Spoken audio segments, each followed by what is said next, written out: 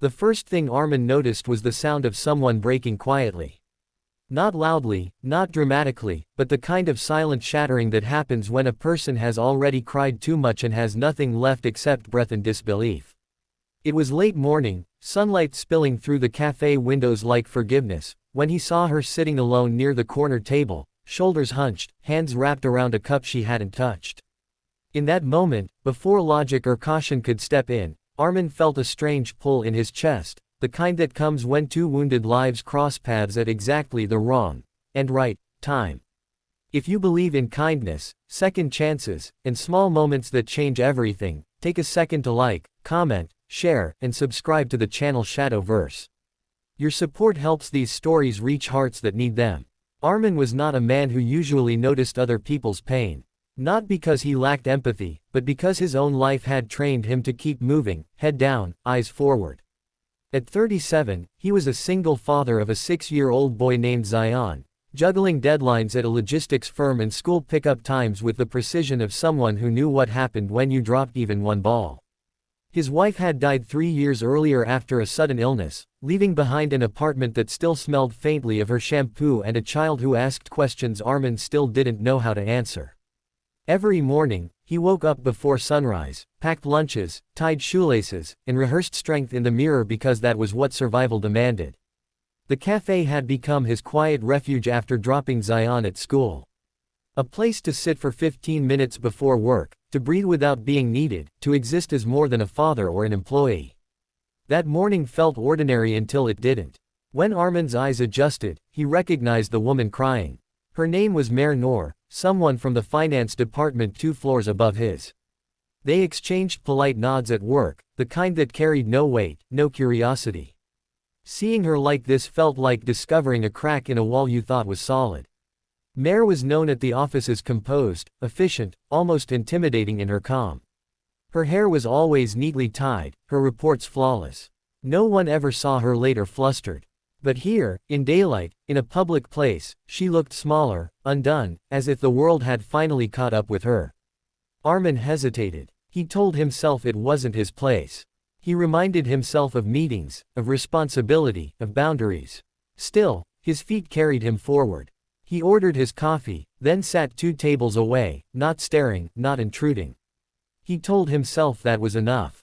But when Mare's shoulders shook again and she pressed her forehead into her hands, something inside Armin cracked open, the same place that had broken the night he realized he would have to raise a child alone. He remembered how invisible his grief had felt back then, how people had assumed he was coping because he showed up. He knew that kind of loneliness. Armin moved to her table slowly, carefully, like approaching a frightened animal. He didn't ask questions or demand explanations. He simply acknowledged her presence, her pain, as if it were something allowed to exist. What he said was not poetic or rehearsed. It wasn't advice or comfort packaged neatly. It was a truth pulled straight from the mess of his own life. He told her that sometimes the strongest people are the ones who finally get tired of being strong, and that it doesn't mean they are failing, it means they are human. Mare looked up then, eyes red, startled more by being seen than by his words. Something in her expression shifted, not fixed, not healed, but softened. The dam didn't burst. Instead, the tears slowed, as if they had been given permission to stop. Armin didn't stay long. He didn't hover or push.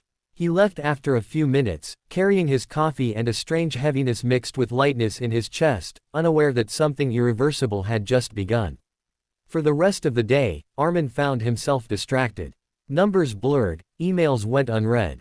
He kept replaying the moment, wondering if he'd crossed a line or said too much. Yet beneath the worry was a quiet sense of rightness. That evening, when he picked up Zion and listened to him talk about a school project with wild enthusiasm, Armin felt more present than usual. As if offering kindness had reconnected him to something he'd been missing.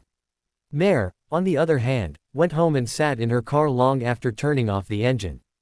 Her life, from the outside, looked successful.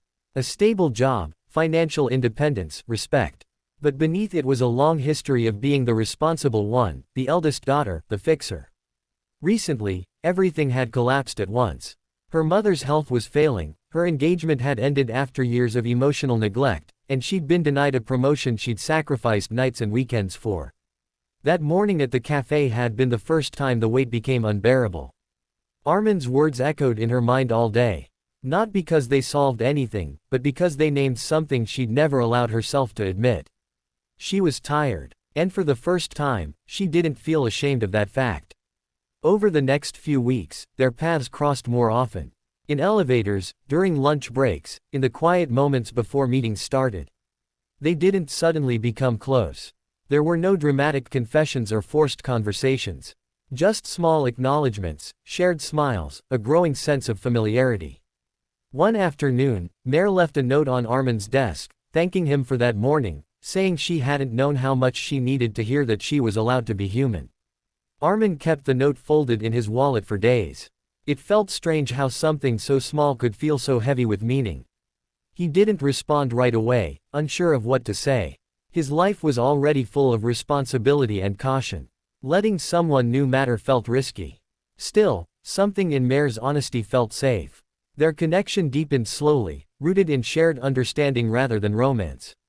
Mare learned about Zion, about bedtime stories and school lunches, about the fear Armin carried of not being enough. Armin learned about Mare's family, her sense of duty, the way she'd built walls so high she forgot how to ask for help. They met occasionally at the same cafe, always during the day, sunlight tracing patterns on the tables as if blessing their conversations. What changed both their lives wasn't a grand gesture but a shift in how they saw themselves. Mare began setting boundaries at work, turning down extra tasks that drained her. She started visiting her mother without guilt, accepting that she couldn't fix everything. Armin, inspired by her courage, finally applied for a flexible role he'd been afraid to ask for, allowing him more time with his son. They became mirrors for each other, reflecting back strength where the other only saw weakness. There were setbacks, of course. Days when Mare retreated into old habits, when Armin felt the familiar ache of grief resurface. But now, they didn't face those moments alone. They had learned that sharing pain didn't make it heavier, it made it bearable. One bright afternoon, months after that first cafe encounter, Armin watched Mare laugh with Zion over spilled juice and mismatched straws. The sound filled the space between them, warm and unexpected. He realized then that life hadn't returned to what it once was, it had become something new. Not perfect, not easy, but honest. Near the end of that day, as they sat quietly, Armin felt a gratitude so deep it surprised him. Not just for Mare, but for the version of himself who had chosen to speak instead of walking away that morning. One sentence, offered without expectation, had shifted two lives onto a different path. If this story touched your heart even a little, please take a moment to like, comment, and share it. Your engagement tells us these stories matter and helps them reach someone who might need hope today. Special request: comment below and tell us which moment in the story stayed with you the most. As the sun dipped lower and the cafe filled with soft afternoon light, Armin understood something he wished he'd known years ago. Kindness doesn't always arrive loudly. Sometimes it sits across from you with trembling hands, waiting for a single, honest moment. And sometimes, when you choose to meet it, both lives are changed forever.